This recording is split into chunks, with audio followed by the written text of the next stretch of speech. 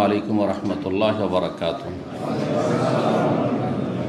ইন্নাল হামদালিল্লাহ নাহমাদুহু ওয়া নাস্তাঈনুহু ওয়া নাস্তাগফিরুহু ওয়া নাউযু বিল্লাহি মিন শুরুরি আনফুসিনা ওয়া মিন সাইয়্যাতি আমালিনা। মান ইয়াহদিহিল্লাহু ফালা মুদিল্লা লাহু ওয়া মান ইউদ্লিল ফালা হাদিয়া লাহু।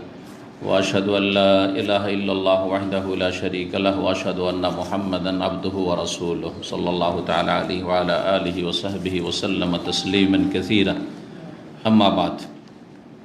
সম্মানিত দিনী ভাতৃমণ্ডলী, আল্লাহ রাব্বুল আলামিনের প্রশংসা এবং প্রিয় নবী মুহাম্মদ রাসূলুল্লাহ সাল্লাল্লাহু আলাইহি সাল্লামের উপর সালাতু সালামের পর আজ জুমাবার 23শে রবিউল আউয়াল 1443 হিজরি মোতাবেক 29শে অক্টোবর 2021 ধারাবাহিক আলোচনা সহিহুল বুখারীর সালাতের পর্ব। সালাত যাকে ভারত উপমহাদেশের লোকেরা নামাজ বলে থাকে ফার্সি ভাষায়, উর্দু বাংলায় যেটা ফার্সি থেকে গিয়েছে, শরীয়তের পরিভাষা হচ্ছে সালাত। কিতাবুস সালাত, সালাতের পর্ব।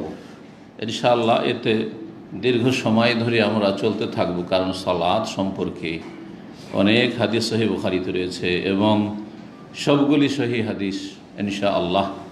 সুতরাং এই সহিহ বুখারীর সালাতের হাদিসগুলি পড়ার উদ্দেশ্য হচ্ছে যে সালাত সম্পর্কে যেটি গুরুত্বপূর্ণ ইবাদত মুসলিম জীবনে তৌহিদের পরে লা ইলাহা ইল্লাল্লাহ এই কালিমা তাইয়্যিবার সাক্ষ্য প্রদানের পরে সবচেয়ে গুরুত্বপূর্ণ ইবাদত, যা মুসলিম কাফের মাঝে পার্থক্য করে খালেস মুসলিম আর ভেজালযুক্ত মুনাফিক মুসলিমের মাঝে পার্থক্য করে, তা হচ্ছে সালাত। এই বিশুদ্ধ সালাত, সঠিক পদ্ধতি এবং সালাতের বিধিবিধান, হুকুম আহকাম, তার গুরুত্ব, সালাত ছেড়ে দিলে তার জন্য কঠিন শাস্তি, এই সমস্ত দিকগুলি ইনশাআল্লাহ তাআলা আমরা সহিহ হাদিসের আলোকে জানতে পারব। আল্লাহ রাব্বুল আলামিন যেন আমাদেরকে কোরআন এবং সহিহ সুন্নাহর জ্ঞান অর্জনের তৌফিক দান করেন এবং সেই অনুযায়ী যাবতীয় ইবাদত বন্দেগী সম্পাদনের তৌফিক দান করেন। বিশেষ করে সালাত, যার সালাত ঠিক হয়েছে, কারণ সালাতের সম্পর্ক আপনার এই বডির সাথে, দুনিয়ার সাথে কোনো সম্পর্ক নেই। সালাত এমন একটি ইবাদত, আপনার মাথা থেকে পা পর্যন্ত এর ওপর আপনার ইসলামের বিধান কায়েম করতে পারলেই সালাত হয়ে যায়। কিন্তু অন্যান্য অনেক বিষয় রয়েছে যেগুলির জন্য পরিবার লাগে, সমাজ লাগে, দেশ লাগে, অর্থের সাথে সম্পর্কিত ইত্যাদি ইত্যাদি, যার ফলে সেখানে জটিলতা আছে।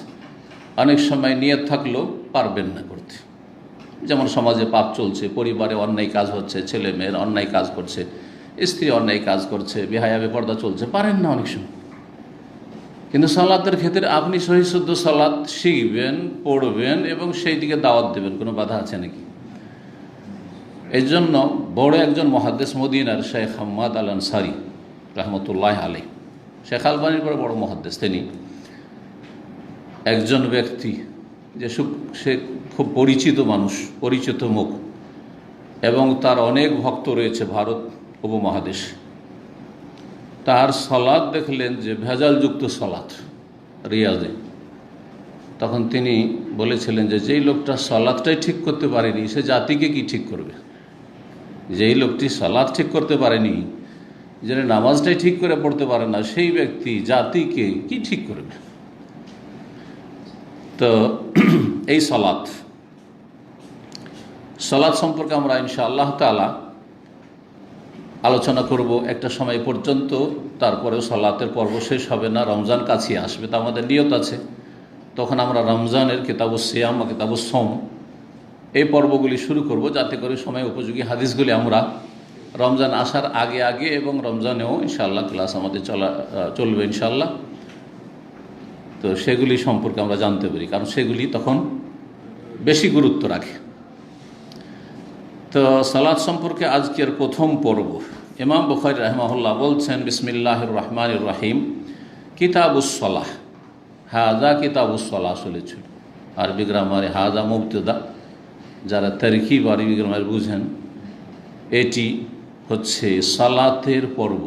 সালাত সম্পর্কীয় হাদিসের সমষ্টি কিতাব, যাতে বেশ কিছু অধ্যায় এবং হাদিস সংকলিত হয়েছে, একত্রিত করা হয়েছে। কিতাবের শাব্দিক অর্থ এর আগে আলোচনা করেছি, সুতরাং সেদিকে যাচ্ছি না। সালাতকে সালাত কেন বলা হয়, সালাতের শাব্দিক অর্থ বা কী, আর শরঈ অর্থ বা পারিভাষিক অর্থ বা কী। সালাতের একটি প্রসিদ্ধ অর্থ হচ্ছে সালাত মানে দোয়া। সালাত মানে দোয়া। আরবি ভাষায় সালাত শব্দটি দোয়ার অর্থে ব্যবহৃত হয়েছে কোরআন এবং হাদিসে। আল্লাহ রাব্বুল আলামিন প্রিয় নবী সাল্লাল্লাহু আলাইহি সাল্লামকে যাকাত নিতে বলছেন। এই জন্য মুসলিম শাসক যদি কোরআন সুন্নাহ ভিত্তিক দেশ পরিচালনা করে তো তাকেও এই হুকুম রয়েছে, কারণ যে কোনো মুসলিম শাসক কোরআন সুন্নাহ ভিত্তিক দেশ পরিচালনা করলে তিনি রাসূলুল্লাহ সাল্লাল্লাহু আলাইহি ওয়াসাল্লামের স্থলাভিষিক্ত খলিফা। খলিফাত রাসূলুল্লাহ আবু বকর কি বলা হতো? হ্যাঁ, এখানে সহি আকীদার অনুসারী আর ভ্রান্ত আকীদার অনুসারীর মাঝে পার্থক্য আছে। যে মুসলিম শাসক কোরআন সুন্নাহ ভিত্তিক দেশ পরিচালনার চেষ্টা করে তাকে রাসূলুল্লাহ সাল্লাল্লাহু আলাইহি ওয়াসাল্লামের খলিফা বলা হয়েছে। সাহাবীরা কি বলতেন? আবু বকরকে খলিফাতু রাসূলিল্লাহ সাল্লাল্লাহু আলাইহি ওয়াসাল্লাম, রাসূলুল্লাহ সাল্লাল্লাহু আলাইহি ওয়াসাল্লামের খলিফা। খলিফা মানে স্থলাভিষিক্ত।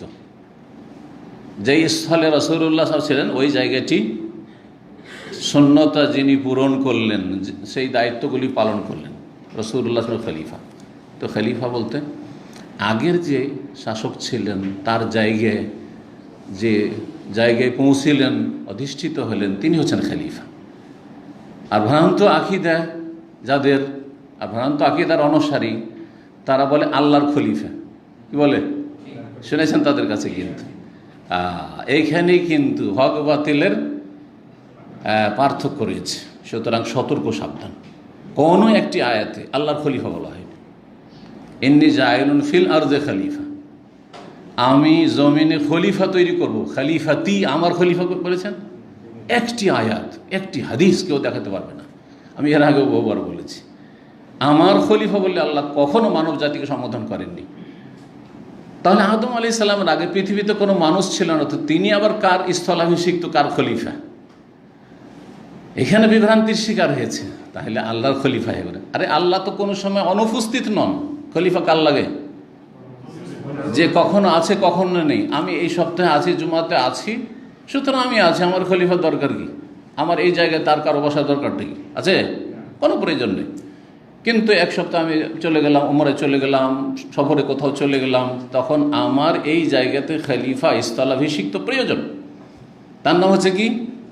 আমার এই আলোচনা চালানোর জন্য, এই প্রোগ্রামটি বহাল রাখার জন্য খলিফা জানাসীন, স্থলাভিষিক্ত।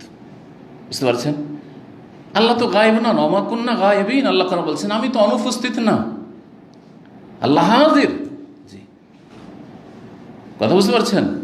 আর কোনো আয়াত বা হাদিস নেই যে আল্লাহর খলিফা। সুতরাং এটি ভ্রান্ত তাফসীর, ভ্রান্ত ব্যাখ্যা এবং রাজনৈতিক ব্যাখ্যা।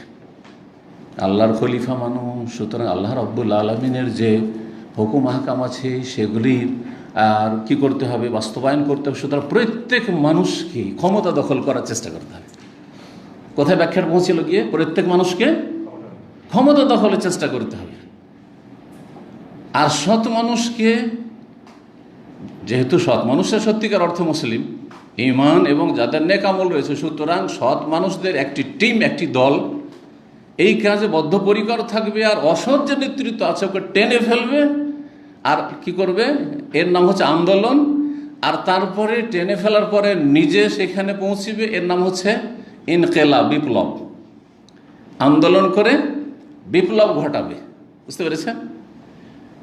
এই হচ্ছে সিয়াসি তফসির। এর নাম কি? পলিটিক্যাল এক্সপ্লেনেশন, রাজনৈতিক ব্যাখ্যা। রাজনৈতিক ব্যাখ্যা, ইসলামের রাজনৈতিক ব্যাখ্যা নেই। যাকে আল্লাহ ক্ষমতা দিয়ে দিয়েছেন তার উপর তখন ওই কাজগুলি ফরজ হয়। যেমন চোরের হাত কাটা কার উপর ফরজ? শেখ মতিউর রহমানের উপর একেবারে ফরজ নয়। কিন্তু আমার অন্তর থেকে তামান্না, চাহিদা হইতে হবে। এবং কোনো আল্লাহর নেক বান্দা কোনো দেশে ইসলামী দণ্ডবিধান যদি কায়েম করে তার সাথে সবসময় আছি, অন্তর দিয়েও আছি। আর যতটা সহযোগিতার প্রয়োজন আমার কাছে তিনি প্রয়োজন মনে কর বা আমি পারবো, আছি। বুঝা গেছে না? এই জন্য সৌদি আরবকে আমরা সমর্থন করি, কারণ আলহামদুলিল্লাহ এখানকার সংবিধান হচ্ছে কোরআন এবং সুন্নাহ, কোরআন এবং সুন্নাহ। জি, তো সালাত মানে কি? দোয়া। সালাত দোয়া কোরআনে কারিমে অনেক আয়াতে এইরকম অর্থে ব্যবহৃত হয়েছে। দেখুন আল্লাহ রাব্বুল আলামিন নবী সাল্লাল্লাহু আলাইহি ওয়াসাল্লাম যে কথা বলছিলাম, কি নিতে বলেছেন? যাকাত নিতে বলেছেন। খুয মিন আমওয়ালিহিম সাদাকা, তাদের ধন সম্পদ থেকে কি নাও? যাকাত। সাদাকা মানে যাকাত, সাদাকা গ্রহণ করো, যাকাত গ্রহণ করো। তুতাহহিরুহুম ওয়া তুযাক্কিহিম বিহা, যাকাত নিয়ে তাদেরকে পাক পবিত্র করবে, তাদের পরিশুদ্ধি করবে, তাজকিয়া নফস করবে, কৃপণতা মুক্ত করবে। মানুষ যখন দান করে তখন মনটা বড় হয়, কৃপণতা মুক্ত হয়। যে দান করে না সে আরও ধীরে ধীরে কী হয়ে যায়? আরও কৃপণ, আরও হিসাবি হয়ে যায়।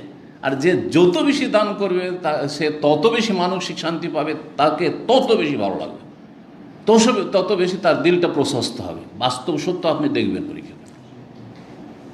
যে সবসময় পরের খাওয়ার চেষ্টা করে সে জীবনে কাউকে খাওয়াইতে পারবে না। আর যে সবসময় খাওয়াবার চেষ্টা করে, কারো পর খাওয়া লোক না, সে খাওয়াইলে শান্তি পাবে। ভালো মানুষকে খাওয়াইলে ভালো মানুষ, ভালো মানুষকে খাওয়াইলে শান্তি পাবে।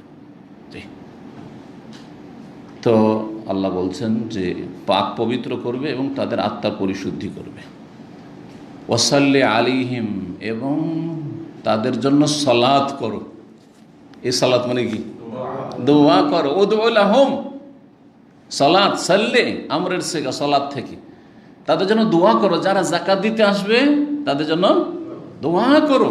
ইন্না সলাতাকা সাকানুল লাহুম, নিশ্চয় তোমার সালাত মানে কিন্তু এখানে নামাজ না, তোমার দোয়া তাদের জন্য প্রশান্তির কারণ, সুকুন হবে, মনে শান্তি হবে। আমি নবীর দোয়া পেয়েছি সাল্লাল্লাহু আলাইহি ওয়াসাল্লাম।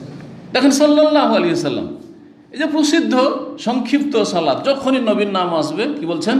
সাল্লাল্লাহু আলাইহি ওয়াসাল্লাম। সাল্লাল্লাহু, তার উপর আল্লাহর রহমত বর্ষিত হোক। দোয়া, সালাম মানে শান্তি, আর সালাত মানে দোয়া। তার জন্য দোয়া করছে, আমরা দোয়া করছি সাল্লাল্লাহু আলাইহি ওয়াসাল্লাম বলা মানে নবী সাল্লাল্লাহু আলাইহি ওয়াসাল্লামের জন্য। জি। তো যদিও সালাতের আরেকটি তাফসীর দুরুদের ক্ষেত্রে যে আল্লাহ রাব্বুল আলামিনের কাছে এই দোয়া করে, দোয়াই কিন্তু এই দোয়া করে যে আল্লাহ রাব্বুল যেন মালায়ে আলাতে, সুউচ্চ স্থানে, তার আরশে আজিমের চারদিকে যে আল্লাহর নিকটবর্তী ফেরেশতারা রয়েছেন তাদের সামনে নবী সাল্লাল্লাহু আলাইহি ওয়াসাল্লামের সুআলোচনা, ভালো আলোচনা, সানাউল্লাহ আলাইহি ফিল মালাইল আলা। আবুল আলিয়া রহমতুল্লাহ আলী প্রখ্যাত তাবী তাফসীর করেছেন দুরূদের ক্ষেত্রে। কিন্তু সালাতের মূল অর্থ কি? দোয়া। ওয়াসাল্লি আলাইহিম ইন্না সলাতাকা সাকানুল লাহুম। তো সালাত মানে দোয়া হয়। সালাতের শাব্দিক অর্থ কেউ কেউ বলেছে সেলাতুন থেকে। সেলা মানে রিলেশন, সেলাতুন মানে সম্পর্ক। এই জন্য আত্মীয়দের সাথে সুসম্পর্ককে কোরআন এবং হাদিসের ভাষায় বলা হয়েছে সেলাতুল আরহাম। কি বলা হয়েছে? যাদের সাথে আরহাম, জরায়ুর সম্পর্ক আছে, আপনার মায়ের বংশ নয় বাপের বংশ, তাদের সাথে আপনার সেলা মানে সুসম্পর্ক বহাল রাখা, এটা হচ্ছে আত্মীয়তার সুসম্পর্ক। সেলাতুন শব্দ আসলো না? আসলো না? তাহলে সেলাতুন থেকে সালাত মানে সালাতের মাধ্যমে কি হয়? সম্পর্ক হয়, সালাতের মাধ্যমে সম্পর্ক হয়। তাহলে এই নামাজকে, যাকে আমরা নামাজ বলছি অনেকে, সালাতকে, যাতে কি রয়েছে? কিয়াম রয়েছে, দাঁড়ানো, রুকু রয়েছে, সুজুদ রয়েছে, জালসা বৈঠক রয়েছে, যাতে কিছু কথা রয়েছে, দোয়া রয়েছে, সূরা রয়েছে, তাসবিহ রয়েছে, এগুলোর নাম না সালাত। সালাম রয়েছে, তাকবীর রয়েছে। এই সালাতকে সালাত এই জন্য বলা হয় যে এই সালাতের আসল রূহ আত্মা, এবং এই সালাতের আসল যে বিষয়বস্তু সেটি হচ্ছে দোয়া। সালাত হচ্ছে আল্লাহর কাছে কি করা? দোয়া করা। এই জন্য সবচেয়ে উত্তম দোয়া হচ্ছে বান্দার সালাতের ভিতরে, নামাজের ভিতরে। আর বিশেষ করে তার ক্ষেত্র হচ্ছে দুইটি, সবগুলি দোয়া, কোনোগুলি গুণবাচক দোয়া আর কোনোগুলি যাচ্চাবাচক দোয়া, যাচ্চামূলক দোয়া। তো বিশেষ করে সেজদাই দোয়া, আপনি যা ইচ্ছা তাই চান। আত্তাহিয়াত দরুদ পড়ে নিয়ে সালামের আগেখানে দোয়া, সালাতের ভিতরে দোয়া, সালাতের বাইরের দোয়া চাইতে অনেক অনেক গুণে উৎকৃষ্ট, উত্তম, ফজিলতপূর্ণ এবং বেশি দোয়া কবুল হয়, নবী সাল্লাল্লাহু আলাইহি ওয়াসাল্লামের নির্দেশ রয়েছে। তো দোয়া কেন বলা হয়? এই সালাত মানে দোয়া, আর এখান থেকে সালাত, নামাজের নাম সালাত কেন হলো? আশা করি এই সম্পর্কটা শাব্দিক অর্থের সাথে এই যে আমাদের সালাত শরীয়তের, তার একটা সম্পর্ক, যে এটা বুঝতে পারলেন তার, ঠিক না? আচ্ছা, সালাত মানে যদি ওই যে দ্বিতীয় অর্থ করলাম কি, সেলা মানে সম্পর্ক, তাহলে এই সালাতকে সালাত কেন বলা হয়, নামাজকে সালাত কেন বলা হয়? কারণ এটি হচ্ছে বান্দার সেলাতুল আবদে মা রব্বিহি। একজন বান্দা, আমি বান্দা, আমার আল্লাহর সাথে সম্পর্কের মুখ্য মাধ্যম। সালাত নেই, সম্পর্ক নেই। সালাত আছে, দৈনিক সম্পর্ক আছে, একবার না 5 বার করে আছে। এটা বাধ্যতামূলক 17 রাকাতে, আর এক রাকাতে 2টা করে সিজদা করে, একটা করে রুকুতে ঝুঁকে আল্লাহর সাথে সম্পর্ক আছে। আর কত দোয়া এর মধ্যে, কত তাকবীর, কত তাসবিহ, কত কি এইসব ইবাদত বন্দেগীর মধ্যে আল্লাহর সাথে কি আছে? দিনে 5 বার করে সম্পর্ক আছে। তাহাজ্জুদ পড়লে 6 বার করে সম্পর্ক আছে। সালাতুদ দুহা পড়লে 7 বার করে সম্পর্ক আছে। আর একটা লোক জুমা পড়ে, সপ্তাহে একদিন সম্পর্ক। একটা লোক ঈদ পড়া মুসলিম, তাহলে বছরে 1 দিন 2 দিন সম্পর্ক। এই সম্পর্কের কোনো মূল্য নেই, কারণ যেটা কম্পালসারি সম্পর্ক সেটা নেই। আপনার ভাইয়ের বাড়িতে, বোনের বাড়িতে বিয়ের দিন হাজির হইলেন না আপনি। যেদিন কেউ মারা গেছে, আপনার ভাই বোনের ছেলে মেয়ে মারা গেছে, হ্যাঁ, বোনের স্বামী মারা গেছে, সেই দিন গেলেন না আপনি, সুখে দুঃখে গেলেন না, আর এমনি চলে গেলেন বেড়াতে, খুশি হবে নাকি? খুশি হবে? কখনো খুশি হবে না। আমার বিয়ে শাদিতে হাজির হলেন না, আমার দুঃখের সময় হাজির হলেন না, আর এখন বাড়িতে এসছে ফ্যামিলি নিয়ে, অসন্তুষ্ট আরও হবে। ঠিক ওই রকমই যারা মাঝে মধ্যে যায় আল্লাহর কাছে, প্রতিটি মুসলিম তো মাঝে মধ্যে যায়, হ্যাঁ, যারা মুনাফিক টাইপের মুসলিম ওরা তো মাঝে মধ্যে মসজিদে যায়, দুনিয়ার গরজে যায়, বোঝা গেছে? কোনো সম্পর্ক নেই আল্লাহর সাথে। তো আশা করি বুঝতে পেরেছেন। তাহলে যার সলাত আছে আল্লাহর সাথে সেলা আছে, রিলেশন সম্পর্ক। যার 5 ওয়াক্ত সলাত নেই, আল্লাহর সাথে সম্পর্ক নেই। ভালো করে শোনেন, যার সলাতে যত খুশু, একগ্রতা, হ্যাঁ, আছে, মন লাগিয়ে সালাত আদায় করছেন, তার তত বেশি সুসম্পর্ক আল্লাহর সাথে আছে। আর যার যত বেশি সুসম্পর্ক আল্লাহর সাথে আছে, সে মানসিক দিক থেকে তত বেশি শক্তিশালী, তত বেশি শক্তিশালী। এই শক্তি পয়সা দিয়ে কিনে পাওয়া যায় না। একজন ইমাম, প্রখ্যাত ইমাম বুখারী রাহিমাহুল্লাহর ওস্তাদ, এবং ইমাম বুখারী যেমন আমিরুল মুমিনিন, হাদিসের আমিরুল মুমিন বলা হয়েছে, তেমনি ইমাম আবদুল্লাহ বিন মুবারক, তাকে বলা হয়েছে আমিরুল মুমিনিন ফিল হাদিস। তিনি বলছেন, ইমাম আবদুল্লাহ বিন মুবারক, তখন আব্বাসী খলিফাদের জামানা, হারুন রশিদের যুগ। তখনকার খলিফা আজকালকার শাসকদের চাইতে অনেক অনেক ভালো ছিল, যদিও বিভিন্ন ভোগবিলাস বা বিভিন্ন খারাপ দিক তাদের মধ্যে চলে এসেছিল, কিন্তু অনেক ভালো ছিল। তারা ইসলামী বিধিবিধানের বাস্তবায়ন করতো, সর্বস্তরে দণ্ডবিধান কায়েম করতো, সবই করতো। কোরআন সুন্নাহ তাদের সংবিধান ছিল। তো তিনি বলেছেন, যদি জানতে পারতো, অনুধাবন করতে পারতো এই শাসকরা, যে মানহানফি, যেই শান্তিতে আমরা জীবনযাপন করছি, আলেম ওলামারা, আল্লাহর নেকবান্দারা, আবেদ জাহেদরা, আখেরাত পরকাল মুখীরা, দুনিয়া বিমুখরা যেই শান্তিতে জীবনযাপন করছি, এটা যদি মুসলিম শাসকরা জানতে পারতো, নেতারা জানতে পারতো, লাজালাদুনা বিসয়ুফ, তাহলে তরবারি দিয়ে আমাদের কর্তন করত, বাঁচতে দিত না। যে তোরা এত শান্তিতে, আর আমাদের টেনশনের শেষ নাই, আমাদের ভয়ভীতির শেষ নাই, অশান্তির শেষ নাই, তাই না? মানসিক রোগের শেষ নাই, আর তোদের কোনো মানসিক রোগ নেই, শুকনো রুটি খেয়েই শান্তি, ডাল ভাত খেয়েই শান্তি। সুবহানাল্লাহ, সুবহানাল্লাহ। ঈদ চলে যাচ্ছে, একজন নেক মানুষ নিজের জন্য নতুন কিছু কিনতে পারে না, ছেলে মেয়ের জন্য কিছু কিনতে পারে, তারপরও শান্তি কোত্থেকে আসে? এমনিতে আসে। আর দুনিয়াদার, বাড়িতে টিভি নেই, অশান্তি, ছেলে স্মার্টফোন পায় না, ছেলে, এখানকার দামামের ঘটনা, তার নিজের বাবা আমাকে বলছে যে ছেলে নিজে খুব দুঃখ করে বলছে যে নতুন যে কি বলছে, যেটাকে নতুন যেটা মডেল, নতুন মডেল যেটা এসছে আর কি, সেটা নেবে সে যেহেতু শুরু করেছে, অথচ তার সুন্দর একটা মোবাইল আছে, আইফোন সম্ভবত নেবে।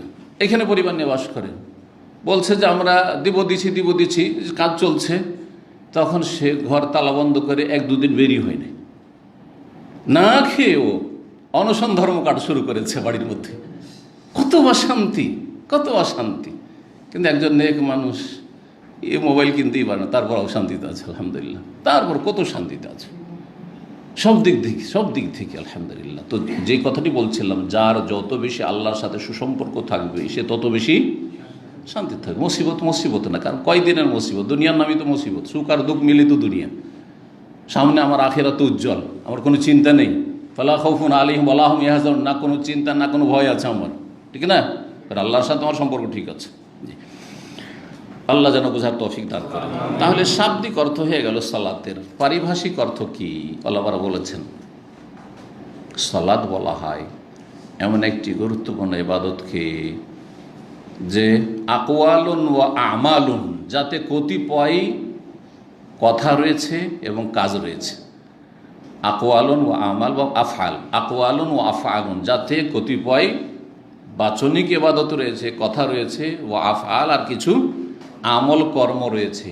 মুফতাতাহাতুন বিত্তাকবীর ওয়া মুখতাতামাতুন বিত্তাসলিম, যে ইবাদতটি শুরু হয়, সূচনা হয় কি দিয়ে?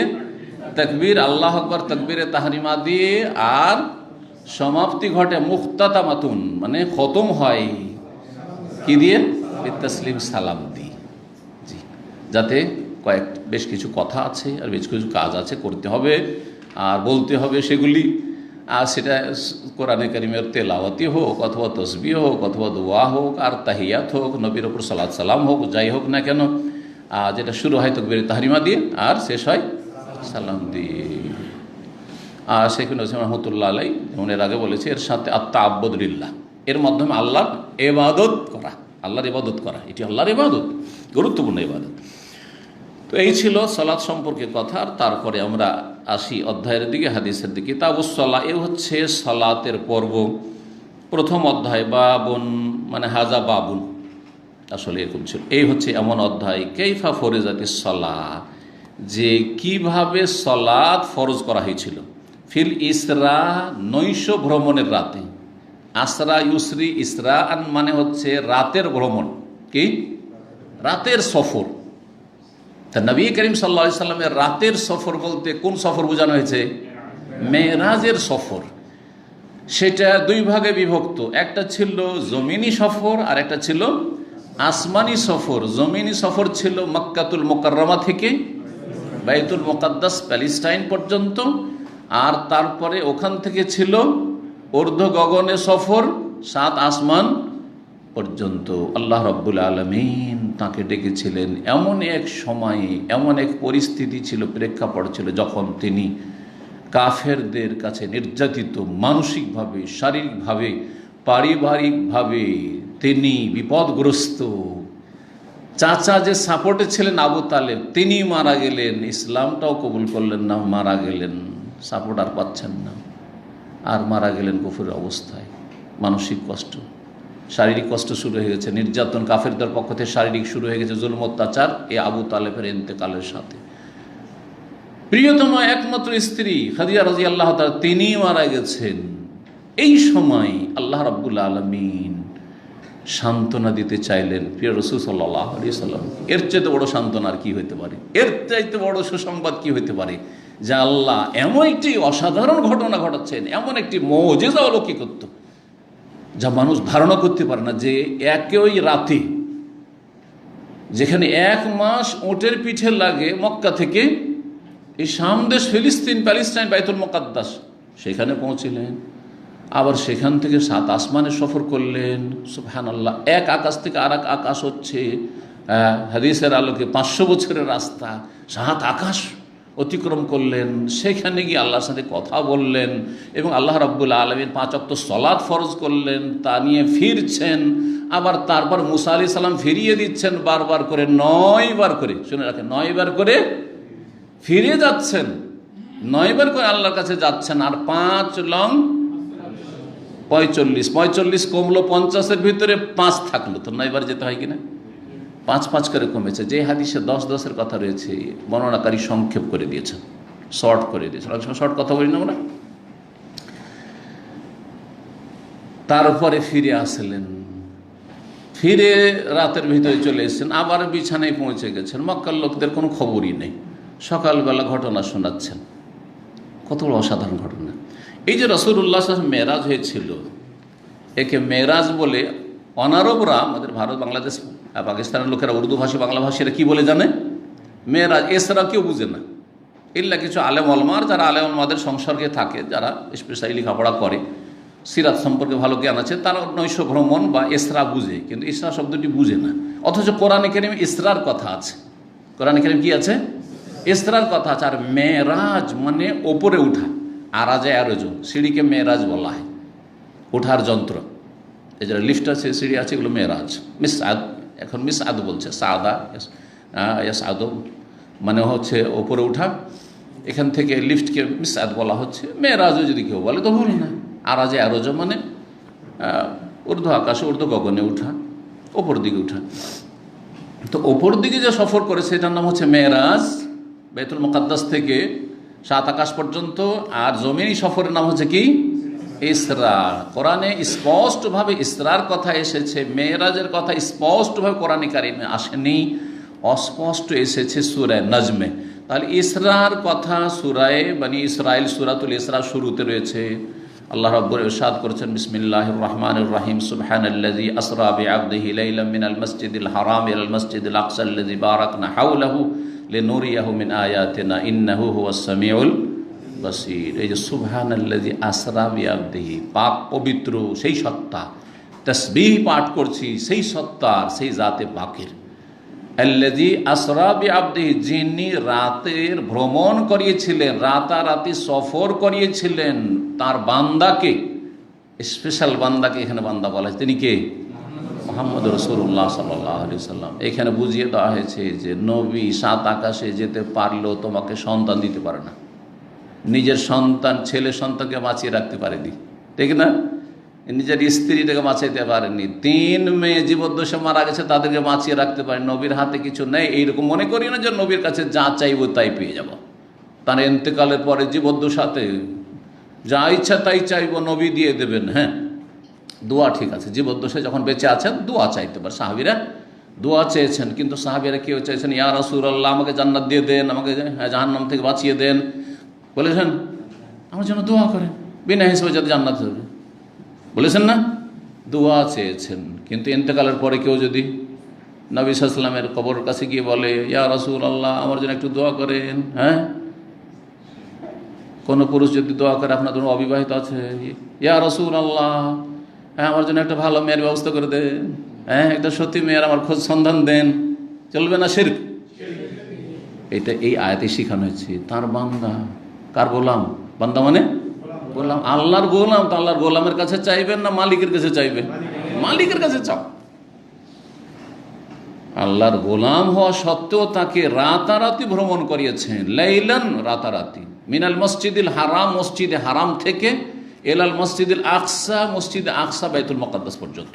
আল্লাযী বারাকনা হলো চারপাশেও বরকত রয়েছে, যার চারপাশে বরকত রয়েছে। যেমন মক্কা মদিনায় বরকত রয়েছে, তেমনি বাইতুল মুকাদ্দাসেও বরকত রয়েছে, কোরআনে কারীম দ্বারা প্রমাণিত।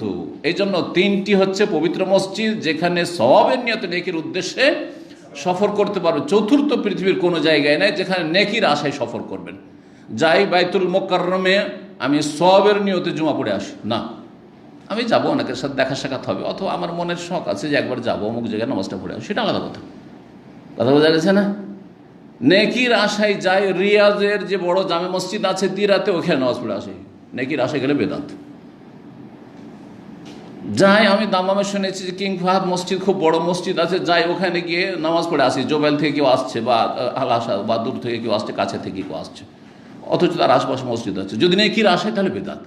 আর যদি বলে যাই সেখানে আমার দিনী ভাইদের সাথে দেখাও হবে, বাংলা ভাষাভাষী, আর তারপরে ওখানে মনের একটা চাহিদা যে যাবো, শুনেছি সিকম মার্কেট, তো যাই ওখানে একদিন নামাজটা পড়ে, সেটা আলাদা কথা, আপনার সেটা ভিন্ন কথা। তো যাই হোক, কথা লম্বা হয়ে যাচ্ছে। কি বলছিলাম? ইসরার কথা কোথায় আছে? সূরা ইসরা। এই সূরার নামে হচ্ছে সূরাতুল ইসরা। আর একটি নাম এই সূরার নাম হচ্ছে সূরা বনি ইসরাইল, কারণ তারপরে আয়াতগুলিতে বনি ইসরাইলদের কথা বর্ণনা করা হয়েছে। ওয়া আতাইনা মূসাল কিতাব ওয়া জাআলনাহু হুদাল লিবনি ইসরাইল। আর মেরাজ, মেরাজের কথা স্পষ্ট এসেছে সূরা নজমে, সূরা নজমে। সুম্মা দানা ফাতাদাল্লা ফাকানা কাবা কাউসাইনি আও আদনা ফাওহা ইলা আবদিহি মা আওহা মা কাযাবাল ফুয়াদু মা রাআ ফাতুমারুনাহু আলা মা ইয়ারা ওয়া লাকাদ রাআহু নাজরাতাল উখরা ইনদা সিদরাতিল মুনতাহা।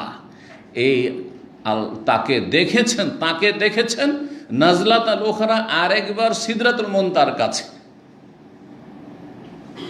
কেউ এই আয়াতের তাফসীর ভুল বুঝেছেন, আল্লাহকে দেখেছেন না। নবী সাল্লাল্লাহু আলাইহি ওয়াসাল্লাম আল্লাহকে এই পৃথিবীর চক্ষু দিয়ে দেখেন নাই, অন্তর দিয়ে দেখেছেন। রাআহু ফুয়াদিহি, সেই হাদিস দ্বারা প্রমাণিত। মা আয়েশা সিদ্দিকা রাদিয়াল্লাহু তাআলা আনহা নবী সাল্লাল্লাহু আলাইহি ওয়াসাল্লাম সম্পর্কে সবচেয়ে বেশি জানতেন, কারণ সবচেয়ে প্রিয়তমা স্ত্রী।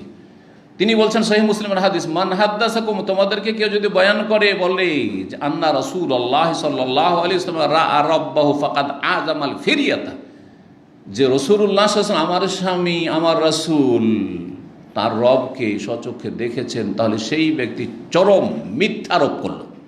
আযামাল ফিরিয়া, চরম মিথ্যাচার করলো, মিথ্যা কথা। তাহলে আল্লাহকে দেখেননি, তবে আল্লাহর সাথে কথা বলেছেন। কথা বলার জন্য দেখা জরুরি নাকি? আমাদের মতো সাধারণ মানুষের সাথে হাজার হাজার লোক প্রতিদিন কিছু না কিছু লোক তো কথা বলছে, দূর দূর থেকে এমন এমন লোকেরা কথা বলছে যাদের সাথে জীবন হয়তো দেখা সাক্ষাৎ হবে না। কথা বলে না, বলছে কথা বলি, কিন্তু দেখেছি, ভিডিও কলে দেখেছি, হইতে পারে, কিন্তু সরাসরি তো ওই রকমই আল্লাহ রাব্বুল আলামিনকে রাসূলুল্লাহ স্বচক্ষে দেখেননি, তবে কথা বলেছেন। মূসা আলাইহিস সালাম যেমন কথা বলেছেন, এই বৈশিষ্ট্য আল্লাহ মূসাকে দিয়েছেন, তো আমাদের রাসূলুল্লাহ সাল্লাল্লাহু আলাইহি ওয়াসাল্লামকে যত নবীদের বৈশিষ্ট্যগুলি সবগুলি দিয়েছেন। এটা মনে রাখবেন, কেউ কথা মনে করবেন না যে এমন কোনো নবী আছে যাকে এমন কিছু আল্লাহ বৈশিষ্ট্য দিয়েছেন যেগুলি আমার নবীর মধ্যে ছিল না। নবী করিম সাল্লাল্লাহু আলাইহি ওয়াসাল্লামের মধ্যেই সমস্ত নবীদের যেই দিকগুলি ছিল ফজিলতের, সবগুলি বিদ্যমান ছিল। এই জন্য সবচেয়ে শ্রেষ্ঠ রসুল মুহাম্মদ রাসূলুল্লাহ এবং সর্বশেষ রসুল। সুতরাং আহলে সুন্নাত ওয়াল জামাত এই বিশ্বাস করে যে রাসূলুল্লাহ সাল্লাল্লাহু আলাইহি ওয়াসাল্লামের যে নৈশ ভ্রমণ হয়েছিল, মেরাজ হয়েছিল, জমিনি সফর আর আসমানি সফর, সেটা সশরীরে বেজাসাদিহি ওয়া রূহি, দেহ এবং আত্মা সহ। শুধু আত্মার নয়, আত্মা সফর করেছে এমনটা নয়, আত্মা এবং দেহ, যেই দেহ মানুষের থাকে সেই নবী সাল্লাল্লাহু আলাইহি ওয়াসাল্লামের দেহ মোবারক সফর করেছে সাত আসমানের। এর ভিন্ন যে মত পোষণ করেছে সেটি ভ্রান্ত মত। এবং যদি কোনো এমন ব্যক্তি যার ইসলামের খেদমতও আছে কিন্তু তিনি এইরকম মত যদি পোষণ করে থাকেন, বিভ্রান্তি শিকার হয়েছেন বা তার পদস্খলন ঘটেছে, সেটি বর্জনীয়। অবশ্য সেটি বর্জনীয়, নাম বলার অনেক সময় প্রয়োজন করে না, কিন্তু এটা জেনে রাখতে হবে যে আপনাকে বিশ্বাস করতে হবে যে রাসূলুল্লাহ সাল্লাল্লাহু আলাইহি ওয়াসাল্লামের এই মেরাজের সফর হয়েছে সশরীরে এবং আত্মা সহ, আত্মাও এবং শরীরও দুটি। সহি বহু হাদিস দ্বারা প্রমাণিত স্পষ্ট ভাষায়, অস্পষ্ট তো মেরাজ রয়েছে, আকাশের সফর রয়েছে কোরআন কারীমে সূরা নাজমে, আর স্পষ্টভাবে হাদিস রয়েছে যে রাসূলুল্লাহ সাল্লাল্লাহু আলাইহি ওয়াসাল্লাম সাত আসমানে সফর করেছেন এবং প্রতিটি আসমানে গিয়েছেন, দরজা খুলতে বলেছেন, জিবরাইল আলাইহিস সালাম দরজা খোলা হয়েছে, আবার গিয়েছেন, আবার প্রতি আসমানে এক এক নবীর সাথে দেখা হয়েছে, তারপর এইভাবে সাত আসমানের ওপরে গিয়েছেন, আবার ফিরে এসেছেন। ঠিক আছে না? সেই সমস্ত হাদিসগুলি মুতাওয়াতির সহি। সুতরাং এগুলিকে অস্বীকার যে করবে অথবা সেগুলির অপব্যাখ্যা করবে যে না না সেটা সশরীরে ছিল না, শুধু রুহের সফর, রুহের জগতে সফর ছিল, আত্মার জগতে সফর ছিল, সেটি মিথ্যা কথা। কারণ স্বপ্ন যোগে একজন সাধারণ মানুষ বলতে পারে যে আমি আজকে রাত্রে স্বপ্ন দেখেছি, সাত আকাশের উপরে চলে গেছি, হতে পারে না? পারে না। এমন কোনো ফজিলতের বিষয় নাই। আর মেরাজ বিশাল একটি ফজিলতের বিষয় আর আশ্চর্যজনক বিষয়। এই জন্য আল্লাহ কোরআনে কারীমে এই ঘটনার বর্ণনা শুরু করেছেন সুবহান দিয়ে। সুবহানাল্লাহ, কখন সুবহানাল্লাহ বলে মানুষ? আশ্চর্য বিষয় বয়ান করতে গিয়ে সুবহানাল্লাহ বলে। আর আত্মার জগতে যদি নবীর এই সফর হতো তাহলে সুবহানাল্লাহ আল্লাহ কেন বলে সুবহানাল্লাযী আসরা বিআবদি কেন বলতেন? বোঝা গেছে না? 10টি দলিল ইমাম ইবনুল কাইয়িম রাহিমাহুল্লাহ আর অন্যান্য আইম্মায়ে কেরামগণ আলোচনা করেছেন যে রাসূলুল্লাহ সাল্লাল্লাহু আলাইহি ওয়াসাল্লামের সশরীরে মেরাজ হয়েছে। কি বলছেন লেখক? এই অধ্যায় হচ্ছে কাইফা ফরজাতিস সালাতু ফিল ইসরা। এই ইসরার রাতে, নৈশ ভ্রমণের রাতে কিভাবে সালাত ফরজ করা হয়েছিল এটা জানবো এই হাদিসে। মেরাজের হাদিসটা সংক্ষেপে রয়েছে খানিকটা। ওয়াকাল ইবনে আব্বাস রাদিয়াল্লাহু তাআলা আনহু বলেছেন, হাদ্দাসানি আবু সুফিয়ান রাদিয়াল্লাহু তাআলা আনহু পরে ইসলাম কবুল করেছিলেন, তিনি বর্ণনা করেছেন ফি হাদিসে হেরাকল যে রোমের রাজা, সেই রাজার সাথে যে ঘটনা ঘটেছিল সামদেশে, আবু সুফিয়ানের সাক্ষাৎকার সেখানে রাজদরবারে, সেই হাদিসটা বর্ণনা করতে গিয়ে, আর সেই হাদিসটি যে ঘটনাটি ঘটেছিল সেটা তার কুফরির অবস্থায়। তাহলে ঘটনাটি তিনি জেনেছেন বা ঘটনাটির সম্মুখীন হয়েছেন কুফরির অবস্থায়, আর বর্ণনা করেছেন বর্ণনাকারী সাহাবী হওয়ার পরে, মুসলিম হওয়ার পরে। এর থেকে একটা জিনিস জানা গেল সনদের ব্যাপারে, একজন মানুষ জাহিলিয়াতের যুগে, গুমরাহের যুগে যদি কোনো একটা ধর্মীয় বিষয় জানে আর সে হেদায়েত হওয়ার পরে সেটা বয়ান করে, আর আগের কথাটি যদি সত্যি কোরআন সুন্নাহ সম্মত হয়, তাহলে বয়ান করতে অসুবিধা নেই। একটা লোক বেনামাজি ছিল, সেই সময় ধরেন একটা ধর্মীয় আলোচনা শুনেছে, ঠিক না, বা নাস্তিক ছিল, সেই সময় একটা ধর্মীয় আলোচনা শুনেছে, কাফের মুশরিক মাজার পূজারি ছিল, সেই সময় একটা আলোচনা শুনেছে, আর সঠিক কোরআন সুন্নাহ ভিত্তিক, আর তারপরে হেদায়েত ওর তাওহীদবাদী হওয়ার পরে, নামাজি হওয়ার পরে, ধার্মিক হওয়ার পরে সে সেটা বয়ান করছে, তাহলে বহন করেছিল কুফরের অবস্থায়, আর সেটা আদায় করেছে মানে পেশ করেছে কখন? ইসলামের অবস্থায়। এর বৈধতা প্রমাণিত হয় এই আবু সুফিয়ান ঘটনা থেকে। এটা সনদের একটা দিক।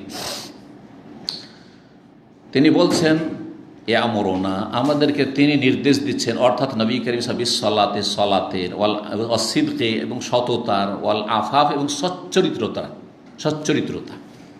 সচ্চরিত্রতা কাকে বলে? এটা পশ্চিমা প্রভাবিত যেহেতু আজকালকার মুসলিমরাও, আর ভাষাগুলি কিন্তু অনইসলামিক ভাষা আমাদের, সেই জন্য মহিলাদের ক্ষেত্রে শুধু শব্দটি আমাদের দেশে ব্যবহৃত হয় বাংলায়, সতী। সতীত্ব কার? এটা হিন্দুদের থেকে এসছে কিন্তু, কারণ হিন্দুদের কাছে মহিলার সতীত্ব, আর পুরুষ যেখানে সেখানে জেনা করে বেরিয়েছে, যেখানে সেখানে হয়তো সমকামিতায় লিপ্ত থেকেছে। এই ক্ষেত্রে কিন্তু এইটা বলা হয় না যে সতী, সুতরাং ওই ক্ষেত্রে আর গুরুত্ব অত দেওয়া হয় না। একটা মেয়ে সম্পর্কে যদি একটু ব্যাড রিপোর্ট পেয়ে যান যে ওর কারোর সাথে কি ছিল, প্রেম ছিল, না না না বিয়ে করা যাবে না, কিন্তু যেই ব্যক্তি বলছেন না না বিয়ে করা যাবে না, ও যে কত খারাপ ছিল ওর খবর নেই। ইসলামের দৃষ্টিতে দুটোই সমান, পুরুষ নারী দুটোই সমান। একে বলা হয় আফাফ। আফাফ যে সচ্চরিত্রের অধিকারী, নর হোক অথবা নারী হোক, যে কোনোদিন জেনা ব্যভিচারের কাছে যায়নি, প্রেমের মতো রোগে আক্রান্ত হয়নি, হ্যাঁ, তারপরে সে ব্লু ফিল্ম দেখায় আক্রান্ত নয়, সচ্চরিত্র অধিকারী। সেই ব্যক্তি কোনোদিন সমকামিতে লিপ্ত হয়নি, এই নোংরামিতে এত নিচে নেমে যায়নি, সে হচ্ছে আফিফ। ওকে কি বলা হয়?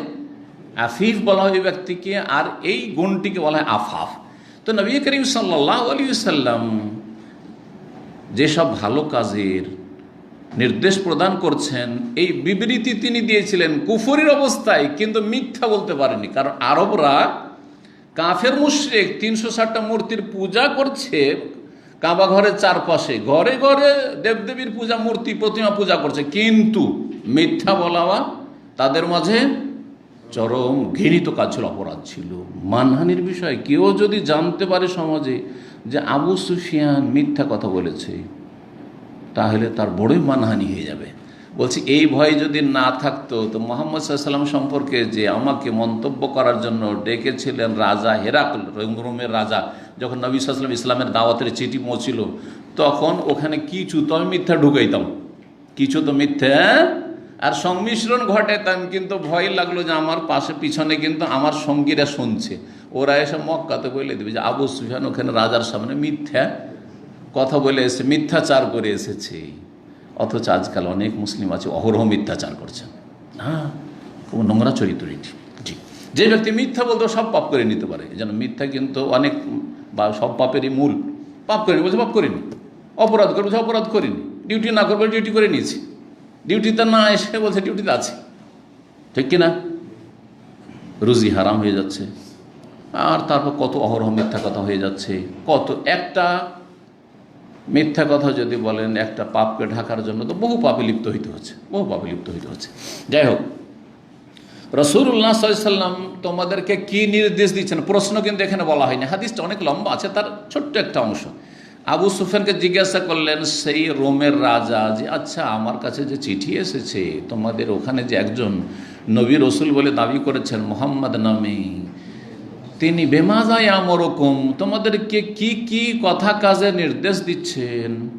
তখন তিনি বলেছেন ইয়ামুরুনা বিসসালাতি ওয়াসসিদকি ওয়াল আফাফি, আমাদেরকে সালাত পড়তে বলছেন, ওয়াসসিদকি সত্য কথা বলতে বলছেন, সত্য আচরণ করতে বলছেন, ওয়াল আফাফে সচ্চরিত্রের নির্দেশ যেন আমরা জেনা ব্যভিচার অশ্লীলতার কাছে না যাই, ওয়ালা তাকরাবুল ফাওয়াহিশা মা যাহারা মিনহা মা বাতান, প্রকাশ্যে হোক আর গোপনে হোক কখনো অশ্লীল কথা কাজের ধারে কাছে যাবে না। এ হচ্ছে কোরআন হাদিসের নির্দেশ, এর কোরআনের আয়াত। এই বলে তিনি প্রশংসা করেছিলেন। আল্লাহ পরে হেদায়েত নসিব করেছিলেন অনেক পরে। জি, 349 নম্বর হাদিস। হাদিসের বর্ণনাকারী সাহাবী হচ্ছেন প্রখ্যাত সাহাবী আনাস বিন মালিক রাদিয়াল্লাহু তাআলা আনহু। তিনি বলছেন, কানা আবু যার ইউহাদ্দিসু। আবু যার রাদিয়াল্লাহু তাআলা আনহু বিখ্যাত সাহাবী, তিনি হাদিস বর্ণনা করেছেন বা করছেন, আন্না রাসূলুল্লাহ রাসূলুল্লাহ বলেছেন। তাহলে একজন সাহাবী আর একজন সাহাবী থেকে হাদিস বর্ণনা করছেন। বেশ কিছু হাদিস এমন আছে যে এক সাহাবী আর এক হাদিস থেকে আর এক সাহাবী থেকে হাদিস বর্ণনা করছেন। জি, কি হাদিস ছিল যে রাসূলুল্লাহ সাল্লাল্লাহু আলাইহি ওয়াসাল্লাম বলেছেন কি, ফরেজা আল আন সাকফে বাইতি, আমার ঘরের ছাদ বিদীর্ণ করা হইল। ফারাজা বা ফাররাজা মানে ফাটিয়ে দেওয়া, খুলে দেওয়া, উন্মুক্ত করা, উন্মুক্ত করা। এই জন্য লজ্জা স্থানকে ফারজ বলা হয়। লজ্জা স্থান কি বলা হয়? ফরজ বলা হয়। নর নারী দুই ক্ষেত্রে বলা হয়, আর বিশেষ করে নারীদের ক্ষেত্রে বলা হয়। কারণ নর হোক আর নারী হোক, লজ্জা স্থানে ছিদ্র আছে না নেই? অবশ্যই আছে।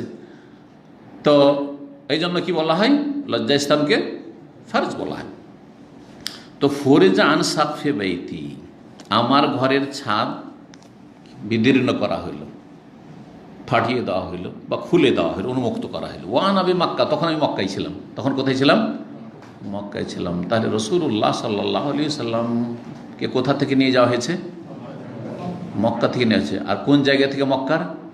এই হাদিস নিজের বাড়ি, বাইতি বলা হয়েছে, নিজের বাড়ি থেকে নিয়ে যাওয়া হয়েছে। কিভাবে নিয়ে আসে? দরজা দিয়ে বের করেছেন। জিবরাইল আলাইহিস সালাম এসে দরজা দিয়ে বের করে নিয়ে গেছেন?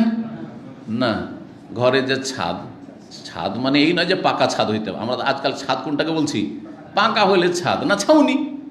খেজুর পাতার যদি ছাউনি থাকে, ইজখের ঘাসের ছাউনি হয়তো মক্কাতে।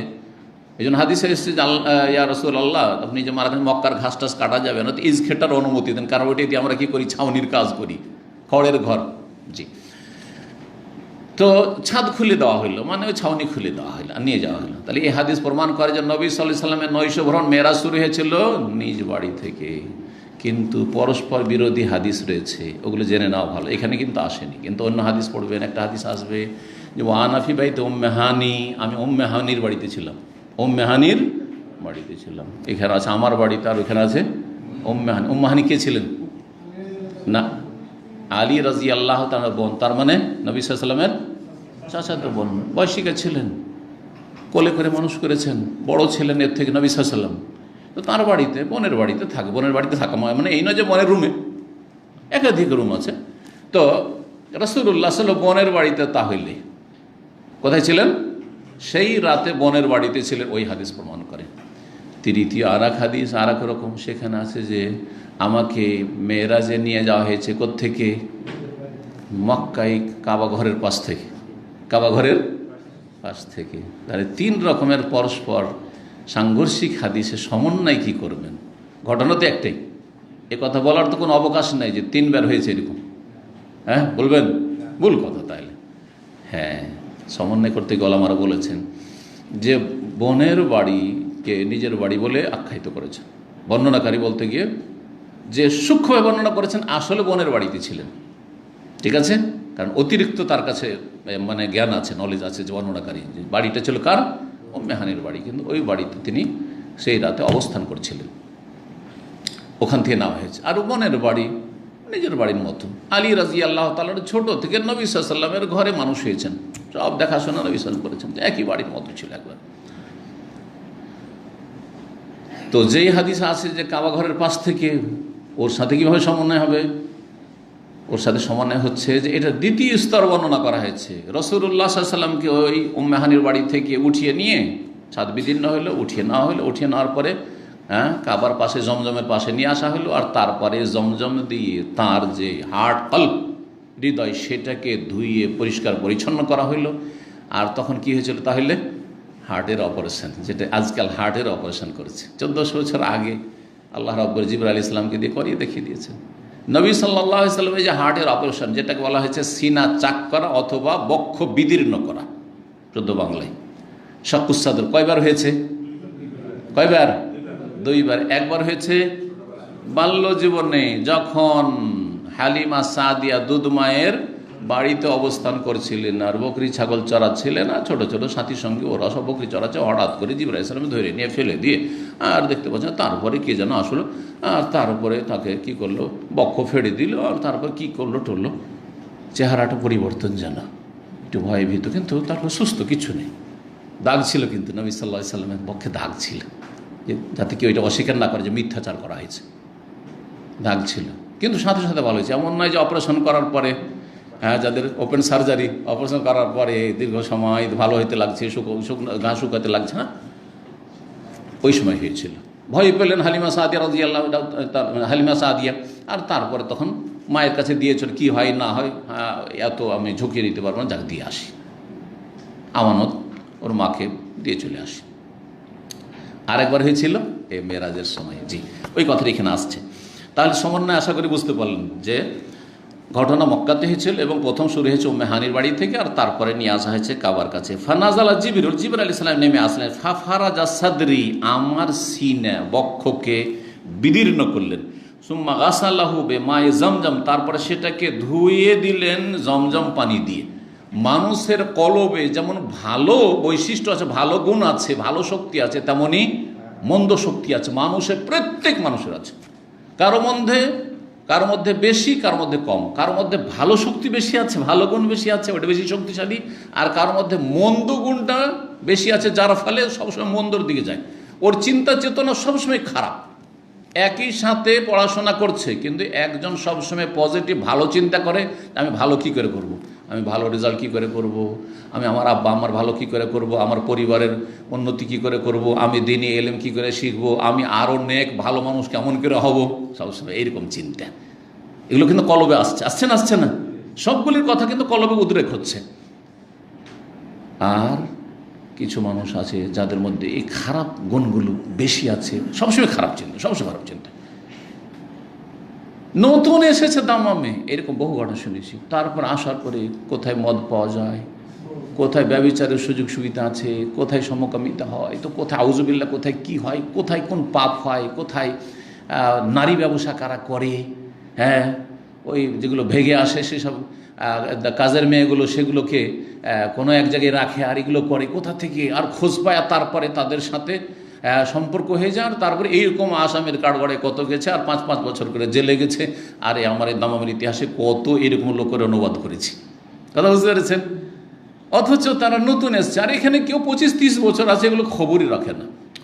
ঘটনা আমরা তর্জমা করতে জানতে পারি যে ঘটনা 80 বছর, এইখানে নয় ওইখানে নয় এইখানে, আর এই ঘটনা তো এই মহল্লার ভিতরের ভাই, আমার ডানে বামে, আমার তো কল্পনা করতে পারেনি যেখানে এতগুলি পাপ হয়, এই ধরনের পাপ লুকিয়ে লুকিয়ে করতে থাকে। ডাস্টবিন থেকে মদ উঠিয়ে নিয়ে যায়, একজন ডাস্টবিনে রেখে গেল, ভাবলো যে ডাস্টবিনের কিছু ফেললো, আর আরেকজন কিছুক্ষণ পরে ডাস্টবিন নাড়াচাড়া করছে, ওখান থেকে মনে করছে যে হয়তো কিছু খুঁজছে ওইখানে। কল্পনা করতে পারেন একজন ভালো মানুষ। যদি আমরা এগুলো না জানতো কোত্থেকে মদে ধরা পড়েছে, তাহলে আমরা এগুলো বুঝতেই পারতাম না। বুঝতে পারছেন না? সৌদি আরবে এরকম পাপ পবিত্র জায়গাতে এরকম পাপীরা এরকম নেগেটিভ খারাপ চিন্তে কি করে পাপ করব, কি করে পাপের রাস্তা খোঁজ খবর পাবো, এই করে বেড়ায়। তো প্রতিটি মানুষের মধ্যে কিন্তু ভালো আর মন্দ দুটোই গুণ আছে। আমার মধ্যে যেমন ভালো গুণ আছে, ধৈর্য ধারণের, তেমন রাগও আছে। আমি বলি না যে সবসময় আমি খালি ধৈর্য ধরি, রাগ হবে না, মানুষ মানে রাগ হবে, কিন্তু তরবিয়ত করতে পারি। আমি ভালো গুণটাকে শক্তিশালী করতে পারি কোরআন এবং হাদিসের আলোকে, ইমান আমলের মাধ্যমে, আল্লাহ ভীরুতা তাকওয়ার মাধ্যমে, এবং বেশি বেশি জিকির আজকার মাধ্যমে, তওবা ইস্তিগফারের মাধ্যমে, বেশি বেশি ফরজের সাথে নফল ইবাদত বন্দেগীর মাধ্যমে এটাকে শক্তিশালী করতে পারেন আপনি। আবার যখন মানুষ পাপের দিকে চলে যায়, তো যে খারাপ গুণগুলি ওর মধ্যে আছে, তখন যত পাপ বাড়ে তত খারাপ গুণগুলি শক্তিশালী হয়ে যায়। প্রাকৃতিকভাবে যে খারাপ নেচারগুলি আছে সেগুলি কি হয়ে যায়, শক্তিশালী হয়ে যায়। তখন আর মরে যায়, তখন ভালো শক্তির যে তার মধ্যে ছিল সেটা তখন মৃত মরে যায়, আর ভালো কাজ তার দ্বারা হয় না। এ হচ্ছে মানুষের প্রাকৃতিক অবস্থা, যেভাবে আল্লাহ সৃষ্টি করেছেন। তো রাসূলুল্লাহ সাল্লাল্লাহু আলাইহি ওয়াসাল্লামকে যতগুলি মানুষ হিসাবে ত্রুটি থাকতে পারে, ভিতরে হিংসা নেই, বিদ্বেষ নেই, মানুষের একটু কিছু হইলে, মনোমালিন্য হইলে সংকীর্ণতা, উদারতা নেই, এগুলো খারাপ গুণ না? সব এগুলো দূর, যতগুলি খারাপ দিক হইতে পারে। জমজম পানি দিয়ে ধুয়ে দিলেন। সুম্মা জাআবে তাসতিম মিন যাহাব, আর তারপরে একটি স্বর্ণের তস্ত, বাংলাতে তস্ত শব্দটি কিন্তু আমরা দেখেছি ব্যবহার হইতো। হ্যাঁ, ওই যে হাত ধোয়াইতে মেহমানদের আপনার পিতলের বা কাঁসার নিয়ে আসতো না, ওটা কি বলতো? সেলেমচি বলে বা সেলেমচি বলে আমাদের এলাকায়, কিন্তু ওইটা আসলে তস্ত। ওইটার নাম কি? তাস্ত। একটা পাত্র, তাস্ত এখানে পাত্র, সেটা সেই রকমের হোক অথবা অন্য রকমের হোক। কিসের ছিল সেটা? স্বর্ণের ছিল। মুমতালি ইন হিকমাতান ওয়া ঈমানান, যেটা জ্ঞান এবং ঈমানে ভরপুর ছিল। ওই পাত্রে কি ভরা ছিল? জ্ঞান, হিকমত মানে প্রজ্ঞা, জ্ঞান, ইলম, আর ঈমানে ভরা ছিল। তো পূর্ণ ঈমান এবং পূর্ণ জ্ঞান দিয়ে ভরে দিলেন কে? জিবরাইল আলাইহিস সালাম রাসূলুল্লাহ সাল্লাল্লাহু আলাইহি ওয়াসাল্লামের কলবটিকে। জি, অস্ত্রোপচার করে, বক্ষ বিদীর্ণ করে। ফাফরাকাহু ফি সাদরি, তারপরে কি করলেন? সেটাকে ঢেলে দিলেন আমার সিনাই, সদর, আমার বক্ষে যেই হিকমত আর ঈমান ছিল সেটাকে একবার ঢেলে দিলেন। সুম্মা আতবাকাহু, তারপরে সেটাকে বন্ধ করে দিলেন। বক্ষ যে বিদীর্ণ করেছেন আবার কি করলেন? বন্ধ করে দিলেন, সেলাই করে দিলেন। সুম্মা আখাযা বিয়াদি, তারপর আমার হাতটা ধরে নিলেন কে? জিবরাইল আলাইহিস সালাম। ফারাজা ইলা সামাইদ দুনিয়া, তারপরে আমাকে নিয়ে উঠলেন নিকটবর্তী আকাশের উদ্দেশ্যে। কত সংক্ষেপ করে দিলেন! জমিনি সফর, এখন মক্কাতে এইটা হইল বক্ষ বিদীর্ণ, আর তারপরে বাইতুল মুকাদ্দাস সফরের কথা কিন্তু এখানে উল্লেখই হইল না। আল্লাযী আসরা বিআবদিহি লাইলাম মিনাল মাসজিদিল হারাম ইলাল মাসজিদিল আকসা, এই হাদিসে কিন্তু আসলো না, এই যে সংক্ষেপ করে দেওয়া হয়েছে। এখন শুরু হয়ে গেল কি? আকাশের আলোচনা। সুম্মা যেহেতু এলা সামাইদ দুনিয়া, তারপরে আসলাম আমি নিকটবর্তী আকাশ, মানে প্রথম আকাশে। দুনিয়ার আকাশ, দুনিয়াকে দুনিয়া কেন বলা হয়? দুটি অর্থ এর। একটি অর্থ হচ্ছে দনুগুণ থেকে দুনিয়া, মানে নিকটবর্তী। তো আখেরাতের তুলনায় দুনিয়া আমাদের নিকটবর্তী। ভূমিষ্ঠ হলে দুনিয়াতে 50-60 বছর, 70-80 বছর, 100 বছর, হ্যাঁ। আর তারপরে আখেরাত হচ্ছে, আখেরাত কেন? আখের মানে পরে, শেষে, এর পরে, দুনিয়ার পরে আখেরাত, আখেরাতকে আখেরাত বলা হয়।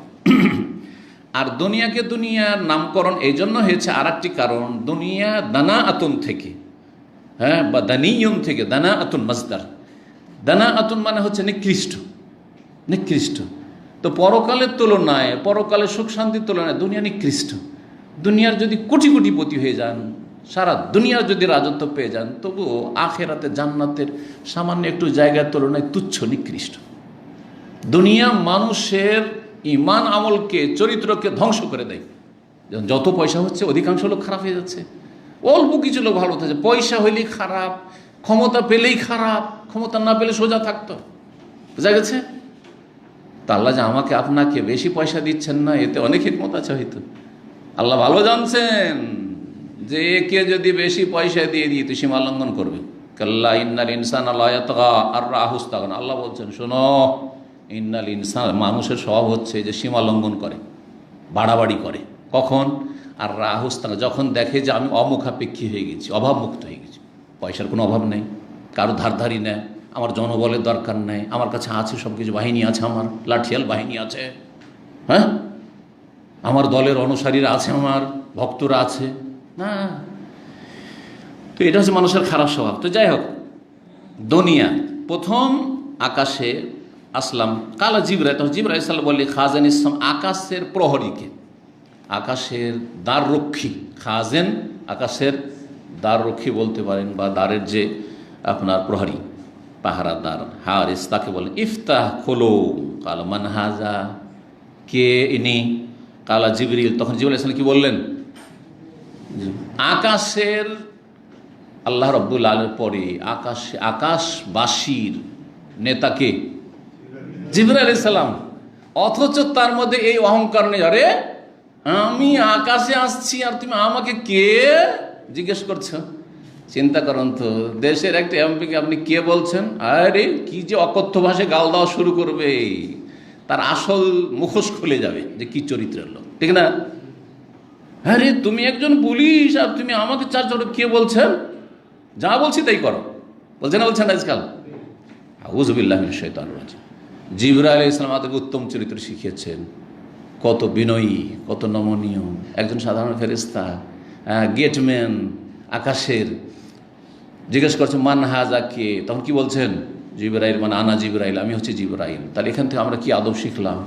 আপনার স্ত্রী, আপনি গেটে গেছেন, যদি বলে কে, বলছে আমি খোলো, আপনার সবাই এরকমটাই করবেন, তাই না? আরে আমি খোলো। আপনার আওয়াজ তো শয়তান নকল করতে পারে। এটা খারাপ চরিত্রের লোক, অসৎ নিয়ত নিয়ে আপনার বাড়িতে ঢুকছে চুরি ডাকাতির জন্য অথবা ধর্ষণের জন্য, হতে পারে না? আর শয়তান সেখানে সহযোগিতা করছে, শয়তান আওয়াজটা মিলিয়ে দিল সেম আপনার আওয়াজ করে, আমি খোলো, আদিল ফট করে খুলে দুর্ঘটনা করতে পারে না?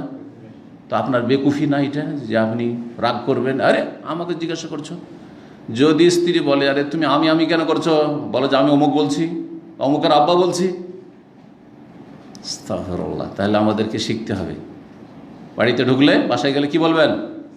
আমি আব্দুল্লাহ বলছি, হ্যাঁ আমি আব্দুল্লাহর বাপ বলছি, এবার বলেন অমুক বলছি।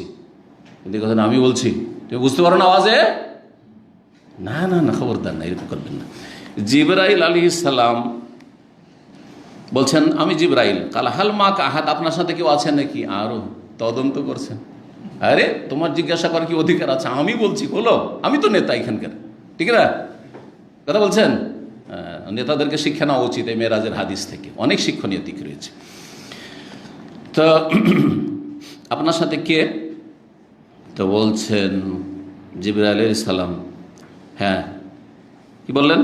যে আপনার সাথে কেউ আছে? কার নাম? হ্যাঁ আমার সাথে আছে, মাই মুহাম্মাদুন সাল্লাল্লাহু আলাইহি ওয়াসাল্লাম, আমার সাথে মুহাম্মদ সাল্লাল্লাহু আলাইহি ওয়াসাল্লাম আছেন। ফাকালা আউরসালা ইলাইহি, এই আউরসালা ইলাইহির ব্যাখ্যা কি? দুটো ব্যাখ্যা করা হয়েছে।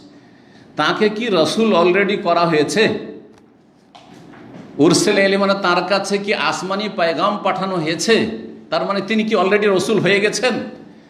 নবুয়ত প্রাপ্তির কয় বছর পরে হয়েছিল, মেরাজ হয়েছিল? দেখি সিরাতুন নবী সম্পর্কে কতটা নলেজ আপনাদের আছে। নবুয়ত পেলেন 40 বছর বয়সে, আর মেরাজ হয়েছে বেশ কিছু ইখতিলাফ রয়েছে, কিন্তু সবচেয়ে যেটা শক্তিশালী মত সেটি হচ্ছে 10 বছর পরে। হ্যাঁ 10 বছর পরে, ঠিক আছে। 50 বছর বয়সে রাসূলুল্লাহ সাল্লাল্লাহু আলাইহি ওয়াসাল্লামের। তাহলে জিজ্ঞাসা করেছেন এমন একটা বিষয় যে প্রথম আকাশের ফেরেশতা এটা জানেন না হয়তো, যে জিবরাইল আলাইহিস সালাম ওহী নিয়ে 10 বছর ধরে যাচ্ছেন রাসূলের কাছে, অলরেডি 10 বছর আগেই রসুল হয়ে গেছেন। এই ব্যাখ্যা যদি ধরা হয়, এখান থেকে বোঝা যায় যে ফেরেশতারাও আলেমুল গায়েব নন, জিনেরাও আলেমুল গায়েব জানে না। কোনো নবী রসুলও আলেমুল গায়েব হাজির নাজির নন। যতটা আল্লাহ জানিয়ে দেন ততটা জানতে পারে। ফেরেশতাদেরকে, মালাইকাদেরকে যতটা আল্লাহ জানে ততটা জানেন, কিন্তু মুহাম্মদ সাল্লাল্লাহু আলাইহি ওয়াসাল্লাম রসুল হবে এই কথা জানা আছে তার, শেষ রসুল তিনি। ফেরেশতা জানছেন, ইমানের বিষয়গুলি জানছেন, কিন্তু তিনি কি অলরেডি রাসূল হয়ে গেছেন? আউরসালা ইলাইহি, তার কাছে পয়গাম অলরেডি পৌঁছে গেছে রিসালাতের? আলেমুল গায়েব নন। তাহলে বেরেলভি আকীদার লোকেরা নবী আলেমুল গায়েব, নবী হাজির নাজির, এগুলো শিরকি আকীদা। আল্লাহ ছাড়া কেউ আলেমুল গায়েব নন। জিবরাইল আলাইহিস সালাম আলেমুল গায়েব? তাই যদি হয় তো জিবরাইল আলাইহিস সালাম জিজ্ঞাসা করছেন নবী সাল্লাল্লাহু আলাইহি ওয়াসাল্লামকে যে কিয়ামত কখন হবে বলুন তো। ওই যে জিবরাইলের হাদিস সহিহ মুসলিম জিজ্ঞেস করছিলেন না কিয়ামত কখন হবে, তার নবী সাল্লাল্লাহু আলাইহি ওয়াসাল্লাম কি বলেছিলেন? মাল মাসউলু আনহা বিআলামিনাস সাইল, যে জিজ্ঞাসিত হয়েছে জিজ্ঞাসাকারীর চাইতে বেশি জানে না। মানে তুমিও যতটা জানো অতটা আমিও জানি। তুমিও যেমন জানো না যে কোন হাজার সালে মেহেদী আসবে আর কোন হাজার সালে কিয়ামত হবে, তো আমিও জানি না। আর আপনাদের দেশে কিছু বক্তা 2019-এ মেহেদী চলে আসবে, গেল 2000 ফসকে গেল, 2019-এ আসলো না তো 2020-এ তখন বলেই দিল, খবর দিয়ে দিল যে আরবের কোন জেলে বন্দী আছে, তারও হদিস পর 2021 পার হয়ে 22 হতে যাচ্ছে। বুঝতে পারছেন কত ধোঁকাবাজ এরা, কত ধর্ম ব্যবসায়ী, কত ভণ্ড এরা। আল্লাহ যেন এদের অনিষ্ট থেকে হেফাজত করেন। এদেরকে কখনো বলবেন না যে সহি আকীদা রফেদেন করবেন। হ্যাঁ এইভাবে নামাজটা পড়বে, দুই একটা সহি কথা বলে দিলে আপনারা ধোঁকা খেয়ে যান। আপনাদের এলেমের অভাব, দিনী জ্ঞানের অভাব। যাকে তাকে আপনারা সহি আকীদার আপনার ট্যাগ লাগিয়ে দেন, আর সালাফি আপনার সার্টিফিকেট দিয়ে দিচ্ছেন। আপনাদের এই সার্টিফিকেট দেওয়ার অধিকার নেই। যোগ্য আলেমরা দেবে, যারা কোরআন সুন্নাহ এবং সালাফি মানহাজ বুঝে তারা দেবে। আপনার দেওয়ার কি অধিকার আছে? আপনাদের এই সব বিবৃতি দেওয়ার কি অধিকার আছে? উনি তো সহি আকীদার লোক, আপনি কি বুঝেন? কয়টা বুঝেন আপনি? শুধু রফায়দান করলে সহি আকীদার হয়ে যায়, আমিন জোরে বললে সহি আকীদার হয়ে যায়। হ্যাঁ দু চারটা ভালো ভালো কথা বলে দিলে, কোরআন হাদিসের কথা বলে দিলে সহি আকীদার হয়ে যায়। ইবলিস ভালো ভালো কথা বলেছিল। আয়াতুল কুরসির ফজিলত কে বলেছিল? ইবলিস শয়তান তো বলেছিল। কথা বুঝতে পারছেন? সৌদি আরবের বিরুদ্ধে বিদ্বেষ হ্যাঁ, আর মানুষের মাঝে ঘৃণা ছড়ানো, আরে জেলে বন্দি আছে ইমাম মেহেদী আর খুব তাড়াতাড়ি বেরিয়ে আসবে। তার মানে জেল থেকে আমাদেরকে উদ্ধার করার জন্য এখন উঠে পড়ে লাগতে হবে। কি শিখাচ্ছে এগুলো? কি শিখাচ্ছে? বিপ্লব ঘটানো শিখাচ্ছে, অশান্তি বিশৃঙ্খলা সৃষ্টি করা শিখাচ্ছে। জি, আল্লাহ যেন বোঝার তৌফিক দান করেন। তো আল্লাহ ছাড়া কেউ আলেমুল গায়ব নন। সে জিবরাইল হোক, আর আসমানের সেই কি হোক, দ্বাররক্ষী হোক, অথবা কোনো জিন হোক, অথবা সবচেয়ে শ্রেষ্ঠ রসুল মোহাম্মদ সাল্লাল্লাহু আলাইহি ওয়াসাল্লাম হন না কেন, জি, গায়েব জানতেন না। ওয়ালা আলামুল গায়বা, আমি গায়েব জানি না, কোরআনে কারিমে আল্লাহ স্পষ্ট তাকে দিয়ে বলিয়ে দিয়েছেন। জি, তো আউরসালা ইলাইহির একটি অর্থই, আর একটি অর্থ সেটাই হতে পারে, আর দুটোই হতে পারে, আল্লাহু আলাম। কি উদ্দেশ্যে জিজ্ঞেস করেছেন? আউরসালা ইলাইহি, তাকে কি ডেকে পাঠানো হয়েছে? আরসালা ইউরসালু মানে পাঠানো, কিন্তু এই জন্য যাকে পাঠানো হয় তাকে রসুল বলা হয়। রসুলকে রসুল কেন বলা হয়? তাকে আল্লাহর পক্ষ থেকে ওহী দিয়ে ইসলাম প্রচারের জন্য পাঠানো হয়েছে, সেই জন্য রসুলকে রাসূল বলা হয়। দূতকে, এক দেশের দূত আর এক দেশে যে পাঠানো হয়েছে রাষ্ট্রদূত, তাকে সফিরও বলা হয় আজকালকার ভাষায়, কিন্তু সে হচ্ছে আসলে রসুল। সে হচ্ছে রসুল। এক দেশ থেকে আরেক দেশে চিঠি নিয়ে যাচ্ছে, যে কোনো চিঠি, চুক্তির চিঠি, চুক্তি ভঙ্গের চিঠি, হ্যাঁ, সম্পর্ক স্থাপনের চিঠি, সম্পর্ক ছিন্ন করা চিঠি, ডিপ্লোম্যাটিক যে চিঠি রয়েছে। তো যেই ব্যক্তি চিঠি বহন করে তাকে কি বলা হয়? রসুল বলা হয়। আর চিঠিকে কি বলা হয়? রেসালা বলা হয়। সেই জন্য আরবিতে আজকাল আপনাদের যে মেসেজ আসছে, মেসেজকে আরবিতে কি বলা হচ্ছে? রেসালা বলা হচ্ছে। এবার বুঝতে পেরেছেন? তো আউরসালা ইলাইহি, তাকে কি ডেকে পাঠানো হয়েছে যে তাকে আকাশে নিয়ে আসা হোক? জিজ্ঞেস করছেন। যদি আল্লাহর পক্ষ থেকে আপনাকে পাঠানো হয় যে তাকে নিয়ে আসেন, তাহলে তো আমি খুলে দেবো। আর আল্লাহর পক্ষ থেকে যদি না পাঠানো হয় আর আপনি নিজে থেকে নিয়ে আসেন, তাহলে তো আমার খোলার অনুমতি নাই, কারণ আমি আকাশের দ্বাররক্ষী। জি, আমার দায়িত্ব এটা। কালার নাম বলছে, হ্যাঁ, তাকে ডেকে পাঠানো হয়েছে, অথবা তাকে রসুল বানিয়ে দেওয়া হয়েছে। ফালাম্মা ফাতাহা, যখন খুলে দিলেন, আলাউনাস সামা আর দুনিয়া, তখন প্রথম আকাশে আমরা উঠলাম। ফাইজা রাজুলুন কায়েদুন, দেখছি যে একজন ব্যক্তি, জনৈক ব্যক্তি বসে আছেন, আলা ইয়ামিনি আসওয়াদাতুন, তার ডান দিকে অসংখ্য লোক, ওয়ালা ইয়াসারি আসওয়াদা, এবং বাম দিকে অসংখ্য লোক আকাশে। আসওয়াদা সওয়াদের বহুবচন, সওয়াদ কোনো ব্যক্তিকে বলা হয়, আসওয়াদা অনেক ব্যক্তি, মানে অসংখ্য মানুষ। ডান দিকে অসংখ্য মানুষ, বাম দিকে অসংখ্য মানুষ। এজা নাজারা কেবালা ইয়ামিনি জাহিকা, যখন ডান দিকে তাকাচ্ছেন উনি, তখন হেসে দিচ্ছেন। ডান দিকে দেখলে হাসি চলে আসছে, হাসছেন, খুশি হচ্ছেন। ওয়াইদা নাজারা কেবালা ইয়াসির, যখন একবার বাম দিকে দেখছেন, তখন বাকা, কান্না করে দিচ্ছেন। বাম দিকে দেখলেই কান্না করছেন। ইয়ে তো আশ্চর্য ঘটনা, যে কি একই লোক, এদিকে তাকাইলে হাসছে, এদিকে তাকালে কাঁদছে। এই দৃশ্য দেখলে ফাকালা, যিনি বসে আছেন প্রথম আকাশে, তিনি মারহাবান বিন নবী সালেহ আলী বিন সালেহ, মারহাবা, স্বাগত জানাচ্ছি নেক সৎ নবীকে এবং সৎ সন্তানকে। কারণ আদম আলাইহিস সালাম সকলের পিতা, সুতরাং মুহাম্মদ রাসূলুল্লাহ সাল্লাল্লাহু আলাইহি ওয়াসাল্লামেরও পিতা। এই জন্য ইবিন বলে, সন্তান বলে, আর নবী বলে সম্বোধন করেছে। মারহাবান বিন নবী সালেহ ওয়াল ইবনিস সালেহ। বাকি অন্য অন্য নবীরা, ইব্রাহিম আলাইহিস সালাম, ইব্রাহিম আলাইহিস সালামও ইবন বলে, সন্তান বলে সম্বোধন করেছেন, কারণ ইব্রাহিম আলাইহিস সালামের বংশোদ্ভূত হচ্ছেন রাসূলুল্লাহ সাল্লাল্লাহু আলাইহি ওয়াসাল্লাম, ইসমাঈল আলাইহিস সালামের বংশের, সেই জন্য। আর বাকি অন্য নবীরা কি বলে সম্বোধন করেছিলেন? মারহাবান বিন নবী সালেহ ওয়াল আখিস সালেহ, মারহাবা বলছি, স্বাগত জানাচ্ছি নেক নবীকে, সৎ নবীকে, এবং নেক ভাইকে, নেক ভ্রাতাকে। কুলতুল জিবরিল, তখন আমি বললাম, কে বলছেন? রাসূলুল্লাহ সাল্লাল্লাহু আলাইহি ওয়াসাল্লাম। আমি জিবরাইল আলাইহিস সালামকে বললাম, মান হাজা, ইনি কে, এখানে বসে আছেন আর হাসছেন আবার কাঁদছেন? হাজা আদম, ইনি হচ্ছেন আদম আলাইহিস সালাম। ওয়া হাযিহিল আসওয়াদাতু আন ইয়ামিনিহি ওয়া শিমালিহি নাসামু বানিহি, এই যে লোকারণ্য দেখছেন, লোকজন দেখছেন ডান দিকে আর বাম দিকে, এগুলি হচ্ছে তার সন্তানদের আত্মা, তার সন্তানদের আত্মা। জি, নাসাম বা নাসমাত মানে হচ্ছে আত্মা। আহলুল ইয়ামিন মিনহুম আহলুল জান্নাহ, যারা ডান দিকে অবস্থান করছে অসংখ্য মানুষ, তারা হচ্ছে জান্নাতি। ওয়াল আসওয়াদাতুল্লাতি আন শিমালিহি, আর ইব্রাহিম কি বলছেন, আদম আলাইহিস সালামের বাম দিকে যারা অবস্থান করছেন, তারা হচ্ছে আহলুন নার, জাহান্নামী। তো জান্নাতীদেরকে দেখলে আমার সন্তান এরা জান্নাতি, খুশি হয়ে যাচ্ছেন, হাসছেন। যখন বাম দিকে নজর দিচ্ছে, ওহ এত অসংখ্য আমার সন্তান, এরা সব জাহান্নামে জ্বলবে, আগুনে জ্বলবে, তখন কেঁদে দিচ্ছেন তিনি। ফায়জা নাজারা ইয়ামিনি দাহিকা, যখন ডান দিকে দেখছেন তখন হাসছেন। ওয়াইজা নাজারা কেবালা শেমালি, বাম দিকে যখন তাকাচ্ছেন তখন বাঁকা কেঁদে দিচ্ছেন। হাত্তা আরাজাবি ইলা সামাই সানিয়া, তারপরে দ্বিতীয় আকাশে নিয়ে গেলেন। ফাকাল আলী খাজেনেহা, দ্বাররক্ষীকে বললেন ইফতা খোলো। কাল আল্লাহু খাজেন ইসলাম কাল আল আউ্য়াল, তখন সেই দ্বিতীয় আকাশের যে দ্বাররক্ষী তিনি সেই রকমই বললেন যেমন প্রথম আকাশের দ্বাররক্ষী বলেছিলেন। মানে জিজ্ঞাসা, কে আপনি? জিবরাইল, আপনার সাথে কেউ আছে নাকি? হ্যাঁ, কে আছে? মুহাম্মদ সাল্লাল্লাহু আলাইহি সাল্লাম, তাকে কি আনতে বলা হয়েছে বা তিনি কি রসুল হয়ে গেছেন অলরেডি? এই জিজ্ঞাসা এতগুলো সংক্ষেপ করে দেওয়া হলো।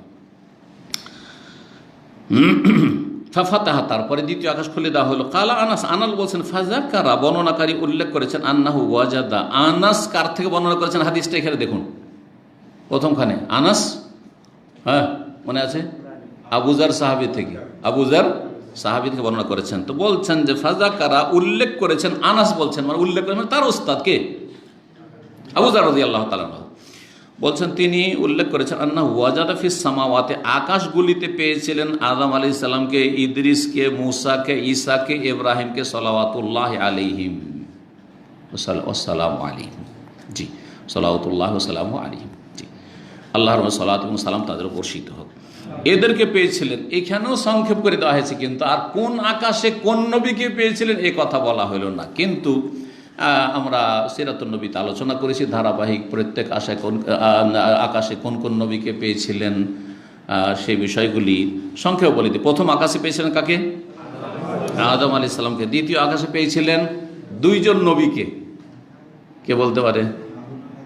না, ইয়াহিয়া এবং ঈসা আলাইহিস সালাম, ইয়াহিয়া এবং ঈসা আলাইহিস সালাম। তৃতীয় আকাশে পেয়েছিলেন ইউসুফ আলাইহিস সালামকে। চতুর্থ আকাশে পেয়েছিলেন ইদ্রিস আলাইহিস সালামকে। জি, ওয়া রাফা'নাহু মাকানান আলিয়্যা, আল্লাহ রাব্বুল উচ্চ স্থানে চতুর্থ আকাশে ইদ্রিস আলাইহিস সালাম। পঞ্চম আকাশে পেয়েছিলেন হারুন আলাইহিস সালামকে, মূসা আলাইহিস সালামের ভাই। ষষ্ঠ আকাশে পেয়েছিলেন মূসা আলাইহিস সালামকে। সপ্তম আকাশে পেয়েছিলেন ইব্রাহিম আলাইহিস সালামকে। সাত আকাশের উপর ইব্রাহিম আলাইহিস সালাম। এইভাবে ধারাবাহিকভাবে অন্যান্য বেশ কিছু রিওয়ায়াতে এইভাবে বর্ণনা করা হয়েছে, এখানে সংক্ষেপ করে দেওয়া হয়েছে।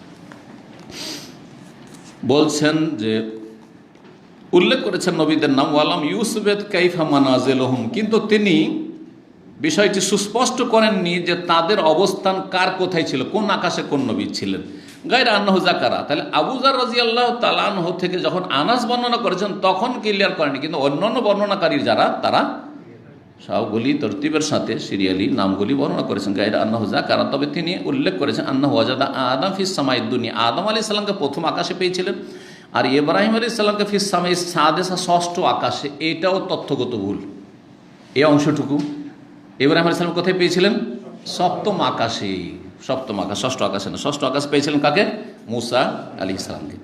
কাল আনাস ফালাম্মা জিবরিল বিন নবী সাল্লাল্লাহু আলাইহি ইদ্রিস, যখন জিবরাইল আলাইহিস সালাম ইদ্রিস আলাইহিস সালামের ওখান দিয়ে অতিক্রম করলেন, কাল মারহাবান বিন নবী সাল্লাল্লাহু আলাইহি সাল্লাম, মারহাবা বলছি, স্বাগত জানাচ্ছি পুণ্যবান নবীকে এবং নেক পুণ্যবান ভ্রাতাকে। ফাকুলতু, তখন আমি বললাম, মান হাজা, ইনি আবার কে? কাল বলছে হাজা ইদ্রিস, ইনি হচ্ছেন ইদ্রিস আলাইহিস সালাম। মারা তবে মুসা, মুসা আলাইহিস সালাম হয়ে অতিক্রম করলাম। কাল মারহাবান বিন নবী সাল্লাল্লাহু আলাইহি সাল্লাম, মুসা আলাইহিস সালাম কি ভাই বললেন? মুসা আলাইহিস সালামও, কারণ নবীরা হচ্ছে ভাই, নবীরা হচ্ছে ভাইয়ের মতো। জি, একমাত্র ইব্রাহিম আলাইহিস সালাম আর আদম আলাইহিস সালাম ছাড়া। ফাকুলতু মান হাজা, আমি বললাম যে কে? কালা হাজা ইদ্রিস, ইদ্রিস হয়ে গেছে, মুসা আলাইহিস সালাম হয়ে গেল। সুম্মা মারারতু বিবি ঈসা, তারপরে ঈসা আলাইহিস সালাম হয়ে অতিক্রম করলাম। এখানে আগে পরে হয়ে গেছে, ঈসা আলাইহিস সালামের সাথে আগে দেখা হয়েছে, তারপরে পরে গিয়ে দেখা হয়েছে মুসা আলাইহিস সালামের সাথে। কাল মারহাবান বিল আখিস সালেহ ওয়ান নবী সালেহ, মারহাবা বলেন। কুলতু আমান হাজা, ইনি কে? হাজা ঈসা, ইনি হচ্ছেন ঈসা আলাইহিস সালাম। ইয়াহিয়ার কথা এখানে আসেনি, অথচ একই আকাশে ঈসা ইয়াহিয়া আলাইহিস সালাম দুজনের সাথে সাক্ষাৎ হয়েছিল। সুম্মা মারারতু বি ইব্রাহিম, তারপর আমি অতিক্রম করলাম ইব্রাহিম আলাইহিস সালামের কাছ হয়ে। ফাকাল বলেন মারহাবান বিন নবী সালেহ ওয়া ইবনি সালেহ, মারহাবা বলছি, স্বাগত জানাচ্ছি পুণ্যবান নবীকে এবং পুণ্যবান সন্তানকে। কুলতু মান হাজা, আমি বললাম জিবরাইলকে, ইনি আবার কে? আখবারানি, আমাকে বললেন, জানালেন ইবনে হাজম। আখবার ইবনে হাজম বলেছেন আন্না ইবনে আব্বাস ও আবু হাব্বাল আনসারী কানা ইয়াকুলান, দুইজনে বলতেন কালান নবী সংক্ষেপ করে দিলেন। ইব্রাহিম আলাইহিস সালামের কথা বলা হলো, হাজা ইব্রাহিম আলাইহিস সালাম। জিবরাইল আলাইহিস সালাম বললেন ওখানে ইব্রাহিম আলাইহিস সালাম